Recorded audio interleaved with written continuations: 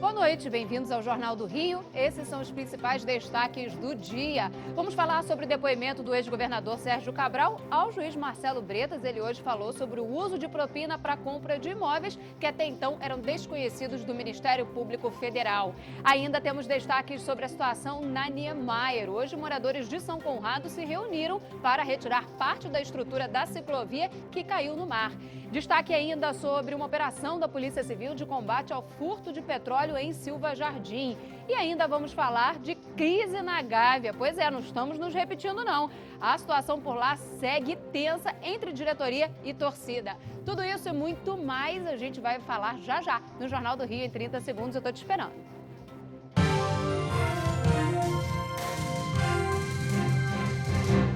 Estamos aqui de volta com o Jornal do Rio e começamos hoje o nosso noticiário trazendo informações sobre a vinda para o Rio de Janeiro do ex-deputado federal Eduardo Cunha, ele que deve ficar perto de Sérgio Cabral. Para isso a gente traz informações ao vivo agora com o César Cavalcante. Boa noite para você, César.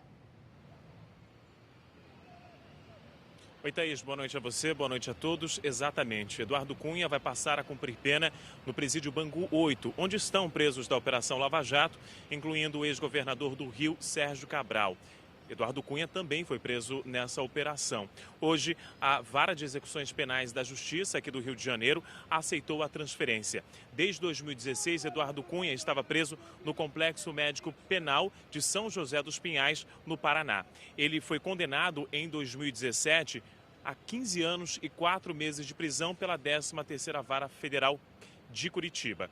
O ex-presidente da Câmara dos Deputados foi acusado de ter solicitado propina para exploração da Petrobras em um campo de petróleo na África e de ter recebido valor em uma conta na Suíça. A defesa de Eduardo Cunha informou que a transferência, no entanto, depende de uma decisão da Vara de Execuções Penais de Curitiba. Thaís. Valeu, obrigada, César. E do César Cavalcante, a gente passa agora com as informações da Natasha Franco sobre o julgamento dos militares acusados de envolvimento naquela ação lá na região de Guadalupe. Natasha, qual o andamento desse julgamento? Boa noite. Pois é, Thaís. São 15 ministros no Superior Tribunal Militar e eles decidiram por 11 votos que os 9 militares que continuavam presos vão ser soltos, eles que foram acusados, dos disparos e da morte, tanto do Luciano, que era o catador que foi ajudar a família, quanto do Evaldo Rosa, um músico que estava dentro do carro. A decisão dos ministros são 15 no total, 11 votaram para libertação, 2 votaram por medidas cautelares e apenas um contra na manutenção da prisão.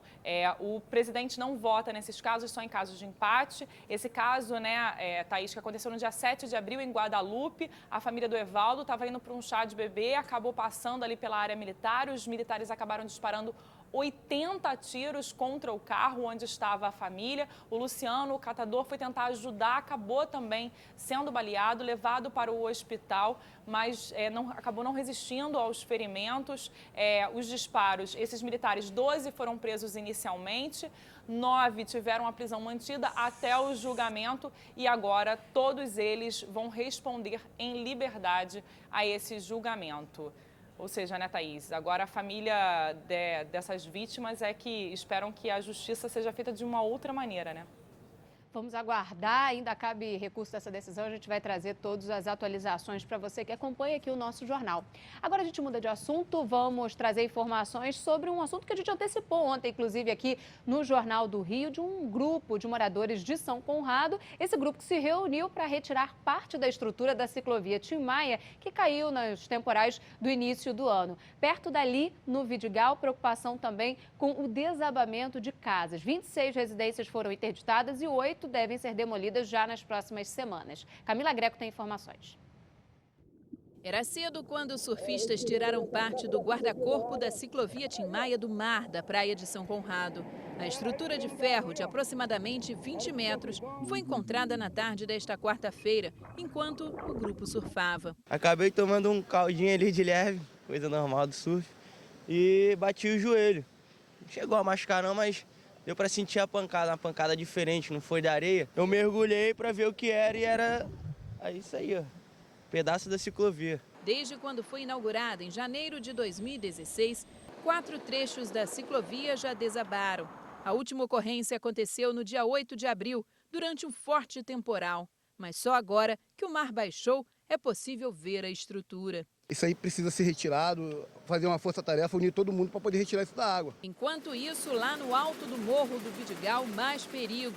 Você tem uma fragmentação das rochas, aquela capa de solo, de vegetação não existe mais e a ação da gravidade está lá para puxar para baixo. Pelo menos 26 casas que estão próximas ao local foram interditadas pela Defesa Civil. A princípio, 8 imóveis devem ser demolidos nas próximas semanas. De acordo com a Prefeitura, técnicos da GeoRio já fizeram a topografia e a sondagem da área atingida pelos deslizamentos e que agora eles estão estudando qual é a contenção mais indicada para a região. Mas que os trabalhos só devem começar depois que as casas que permanecem interditadas forem demolidas. Após as obras de recuperação, os moradores autorizados a voltar para suas casas terão que apresentar um laudo assinado por um técnico responsável, atestando que o imóvel passou por obras de recuperação estrutural. Dia de operação da Polícia Civil para combater o furto de petróleo de dutos da Transpetro pelo estado do Rio de Janeiro. 5 pessoas foram presas, entre eles 2 policiais militares.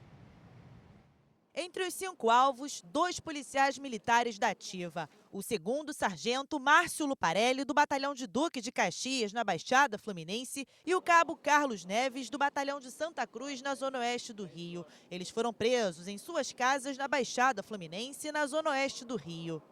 As investigações começaram há cerca de 6 meses após um furto de combustível no oleoduto da Transpetro em Silva Jardim. 2 funcionários que prestam serviço de vigilância para a Transpetro foram abordados com armas de fogo, permaneceram no local com os celulares subtraídos, enquanto 3 caminhões bitrens, com capacidade cada um em torno de 40 mil litros, eram abastecidos com petróleo cru. Os funcionários ficaram sob a mira dos criminosos durante 3 horas. As investigações apontam que, neste período, foram furtados pelo menos 120 mil litros de petróleo cru. Agora, a polícia investiga qual foi o destino desse combustível. Outras delegacias estão investigando esse tipo de crime, mas com a prisão desses elementos hoje, nós esperamos que a tendência seja diminuir esse delito. A Corregedoria da Polícia Militar também investiga o caso. Em se provando a participação desses policiais militares nesse triste episódio, eles responderão não só na justiça, mas também administrativamente, podendo até mesmo ser expulsos da corporação. Esse tipo de furto se tornou recorrente no estado. Nesta manhã, uma vítima do desvio mais recente morreu. A menina Ana Cristina Pacheco Luciano, de 9 anos, teve 80% do corpo queimado ao cair em uma poça de gasolina em Duque de Caxias no dia 26 de abril. Ela e outras 4 pessoas se feriram. 4 famílias precisaram sair de suas casas por causa do vazamento. No próximo bloco do Jornal do Rio, a gente vai falar sobre o depoimento do ex-governador Sérgio Cabral à Justiça Federal em mais um desdobramento da Operação Lava Jato. Hora de falar sobre violência na Zona Oeste do Rio de Janeiro. Moradores da Barra da Tijuca reclamam do aumento da incidência de roubos de rua. Só esse ano foram mais de 560 assaltos a pedestres na região. A ação dos criminosos é rápida. O assaltante manda que a vítima siga o caminho depois de furtar o celular, mas volta para pegar a bolsa da mulher. O caso foi em uma das ruas do condomínio Parque das Rosas, na Barra da Tijuca, Zona Oeste do Rio. É evidente que o morador está com medo. Ele está com essa sensação de insegurança. Dados do Instituto de Segurança Pública mostram que o número de roubos a pedestres na região da Barra da Tijuca chegou a 569 entre janeiro e abril deste ano. Os casos chamam atenção. Neste aqui, mostrado no Jornal do Rio, o homem é abordado por 2 criminosos em frente a uma escola na Avenida Abelardo Bueno. A filha dele sai de dentro do carro. Em seguida, a vítima vai até o banco de trás para retirar a filha mais nova da cadeirinha. Um dos bandidos foge em uma motocicleta e o outro com o veículo. Pensando em melhorar a segurança do bairro, a Câmara Comunitária da Barra da Tijuca criou um centro de informações envolvendo as empresas de segurança privada da região. A entidade também quer que os 4.500 vigilantes possam vigiar o lado de fora dos condomínios desarmados, o que é proibido, já que o patrulhamento é função da Polícia Militar. Para que isso seja possível, eles querem uma reunião com o Ministério da Justiça para que seja criada uma medida provisória para alterar a regra atual. Isso vai dar uma sensação de segurança. Imagina você se todos os condomínios tiverem a possibilidade de fazer isso. E moradores da região do Grande Meier reclamam da recorrente interrupção do serviço aí de telefonia, também internet a cabo. Além disso, outros serviços podem estar sendo prejudicados. Eu vou explicar o motivo. Sabe qual é o motivo? O furto de cabos ali na região. A reportagem da rádio Band News FM 90.3 esteve no local e o Cristiano Pinha quem vai contar pra gente os detalhes. Moradores e comerciantes da região do Grande Meier, que corta vários bairros aqui da zona norte do Rio de Janeiro, têm se queixado de uma situação que tem sido cada vez mais constante: a interrupção dos serviços de telefonia, TV a cabo e internet. A causa desse problema é perceptível quando você passa pelas vias importantes da área, como a Rua 24 de Maio, a Avenida Marechal Rondon e outras ruas do entorno. Ao olhar para o alto, é possível ver os cabos das redes das empresas que prestam esses serviços danificados e também metros e mais metros desses equipamentos cortados, largados no chão. O motivo? Os furtos dos cabos das redes. Os moradores e quem passa por aqui diariamente contam que quem é responsável por esse crime retira parte do material desses equipamentos para queimar e depois revendê-la em busca de lucro. Dia de mais depoimento no âmbito da Operação Lava Jato aqui no Rio de Janeiro. Hoje quem prestou esclarecimentos à Justiça Federal foi o ex-governador Sérgio Cabral. E ele falou sobre o uso de propina para a compra de imóveis, que até então esse uso de propina era desconhecido do Ministério Público Federal para a compra desses imóveis aqui no Rio de Janeiro. Acompanhe. Sérgio Cabral começou o depoimento corrigindo para cima o valor da propina apontado na denúncia do Ministério Público Federal. Ele admitiu que recebeu R$1,5 milhão do contrato do programa Rio Poupa Tempo, após uma licitação direcionada à empresa de Jorge Sadala. A acusação é de R$1,3 milhão, mas o total foram de R$1,5 milhão. É verdade e houve essa propina. Cabral também revelou que é sócio oculto de Sadala em 2 empreendimentos imobiliários, referentes ao acerto de um outro contrato com o Estado. Há 2 situações de propriedades minhas, fruto de outros negócios, como eu disse ao senhor, que eu posso esclarecer numa outra circunstância, que não tem a ver com o objeto desse interrogatório, mas eu já quero adiantar que eu sou proprietário com o Jorge Sadala de 2 imóveis, isso faz um valor em termos de propina de cerca de R$6,5 milhões. O nome de Sadala aparece em anotações apreendidas na casa de um dos operadores financeiros da quadrilha, Luiz Carlos Bezerra, com codinomes Salada e Saladino. Bezerra, que se tornou colaborador da Lava Jato, confirmou ter recebido envelopes com dinheiro no escritório do empresário. Jorge Sadala também esteve nessa quinta-feira aqui no prédio da 7ª Vara Criminal e pela primeira vez sentou no banco dos réus. O empresário negou todas as acusações. Ele alegou que estava fora do país nas datas em que o operador financeiro de Cabral teria ido recolher a propina. Nem recebi, nem dei nenhum real do governador Sérgio Cabral. Também negou ser sócio de Cabral nos imóveis citados pelo ex-governador. Meu Deus do céu, excelência, Sérgio Cabral, sócio desse terreno da Vila de Janeiro. Impossível. A investigação do Ministério Público Federal aponta que R$21 milhões foram desviados das obras do Arco Metropolitano e do Parque das Favelas, além do contrato do Rio Poupa Tempo. 5 pessoas foram presas em novembro de 2017 na Operação C'est-Fini. A expressão, que em francês quer dizer "é o fim", faz referência à fotografia em que os réus do processo aparecem com guardanapos amarrados na cabeça durante comemoração em Paris.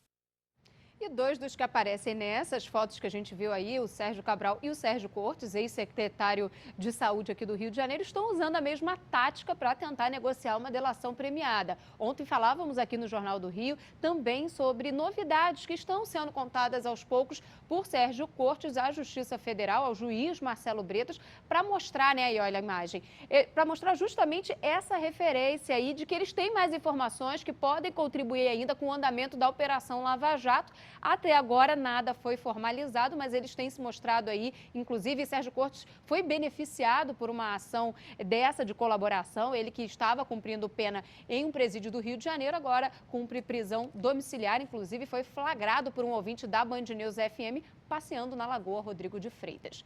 A gente tem agora informação ao vivo, chegando com a Natasha Franco, sobre o julgamento no Tribunal Regional Federal da 2ª Região para decidir se os deputados estaduais presos na Operação Furna da Onça devem virar réus. E aí, Natasha, alguma conclusão até agora?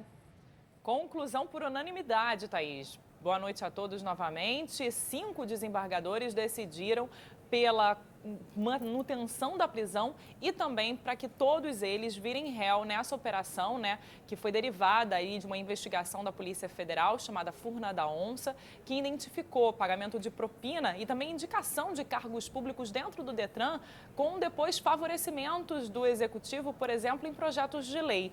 São eles os deputados Chiquinho da Mangueira, Luiz Martins, Marcos Abraão, Marcos Vinícius Nescau, e André Correia. Esses 5 agora vão responder, viraram réus nessa ação penal que foi aceita, a denúncia do Ministério Público foi aceita pela Justiça e agora eles se tornaram réus e vão se manter presos. É importante dizer, Thaís, que desses 5, o único que tem em prisão domiciliar é Chiquinho da Mangueira, os outros estão presos em presídios aqui do Rio de Janeiro. A gente vai continuar acompanhando esses casos. Valeu, Natasha. E a gente volta já no próximo bloco do Jornal do Rio. Vamos falar sobre mais um dia de protestos na Gávea. A sede do clube voltou ali no Flamengo ao amanhecer com o muro pichado. Acidente na Ilha do Governador deixa um morto e um ferido. A gente tem informações sobre esse assunto chegando agora ao vivo com o César Cavalcante. César, conta pra gente os detalhes desse acidente. Pois é, Thaís, esse desabamento aconteceu em uma obra na Estrada do Galeão, na ilha. Nas imagens que a gente vê aí, é possível perceber que há a construção de um prédio no local. 2 operários acabaram soterrados. Daí a gente vê a tentativa dos colegas de tirá-los dos escombros. Cerca de 2 horas depois do acidente, o Corpo de Bombeiros conseguiu resgatar um dos trabalhadores. Arlindo Silva, de 24 anos, foi encaminhado para um hospital da região. A gente ainda não tem informações sobre o estado de saúde dele.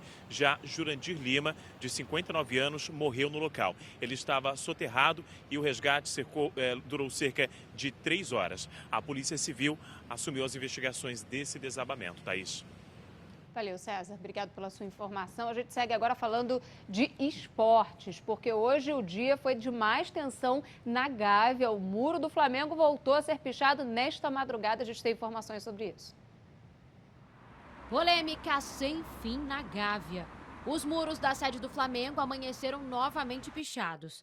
Dessa vez, o protesto foi direcionado a um dirigente rubro-negro que criticou os autores em uma declaração polêmica. Bom, da forma que foi escrito, Mickey certo, Mickey todo certinho, tinha Mickey também, o cara falando, não foi a torcida, Aquele é político. Na segunda-feira, depois da derrota para o Atlético Mineiro pelo Campeonato Brasileiro, o local foi pichado com reclamações à diretoria, ao técnico Abel Braga e uma crítica ao título da Florida Cup, valorizado pelos dirigentes e que no grafite foi ironizado como Copa Mickey. Cacau disse que foi mal interpretado e repudiou o vandalismo no patrimônio do clube. Mas mesmo assim, hoje os muros amanheceram novamente pichados, dessa vez com erros de português. E um recado, agora foi político também?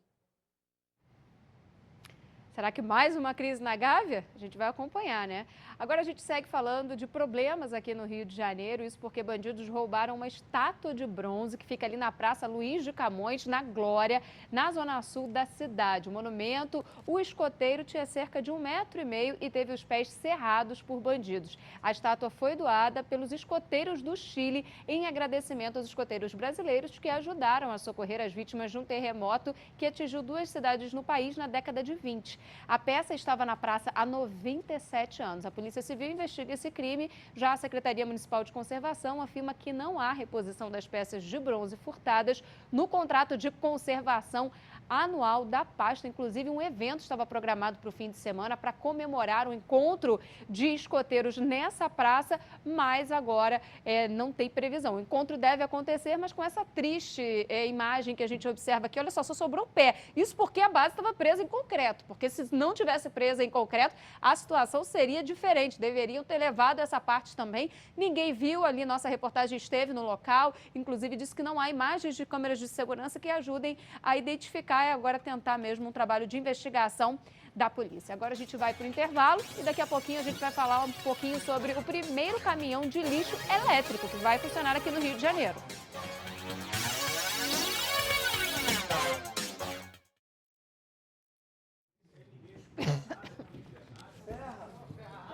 Agora é a hora de nego desligar, né? Porque se chamar essa matéria...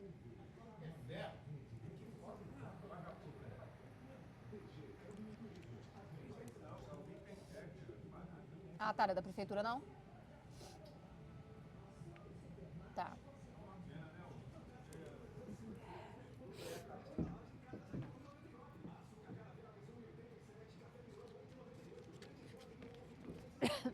Qual é?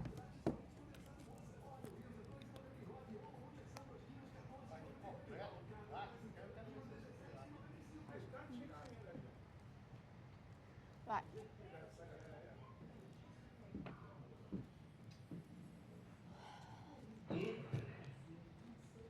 CADEG apresenta o primeiro caminhão de lixo elétrico.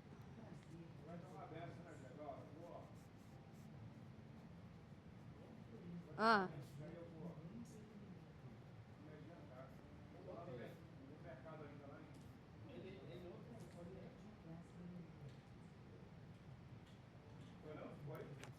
Foi sim, foi todo mundo embora, a gente ficou esperando o Ebenezer. Foi embora ele, Ebenezer, tu foi embora ontem.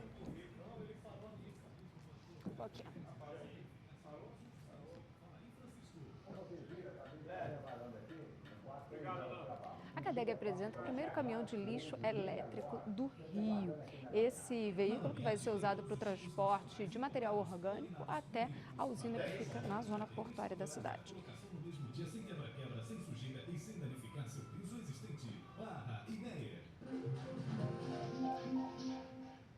CADEG apresenta o primeiro caminhão de lixo elétrico do Rio de Janeiro. Além da sustentabilidade do investimento no meio ambiente, esse novo veículo é muito mais silencioso e deve ser usado no transporte de material orgânico até a usina que fica ali de reciclagem na região da zona portuária do Rio de Janeiro, no Caju.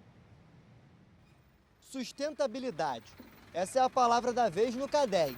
Após a instalação do maior telhado de painéis solares do Rio de Janeiro, o centro de abastecimento apresentou hoje a mais nova aquisição, um caminhão de lixo elétrico. Com esse projeto, nós vamos criar um passeio escola para trazer semanalmente escolas aqui para a criançada descobrir o que realmente é a sustentabilidade na íntegra. Ou seja, eles vão visitar, eles vão entrar no caminhão, eles vão ver o caminhão que não produz nada para a camada de ozônio. O caminhão não emite poluentes. É alimentado por uma bateria reciclável com vida útil de até 30 anos. O setor de transporte é responsável por quase 40% da emissão de dióxido de carbono no estado, número que pode diminuir com uma maior adesão dos veículos elétricos.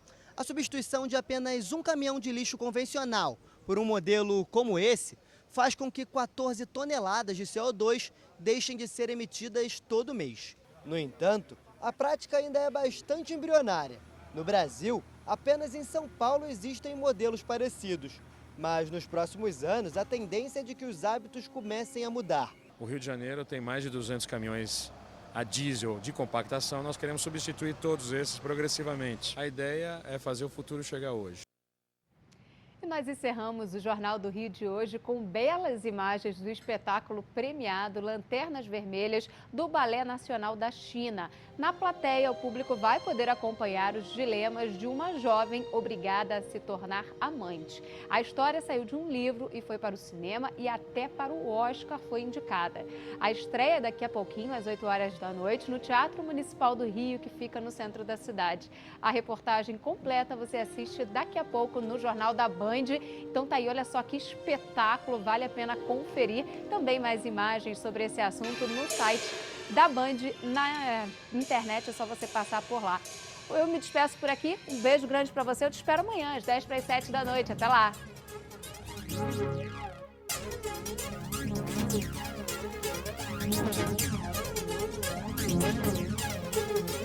Thank you.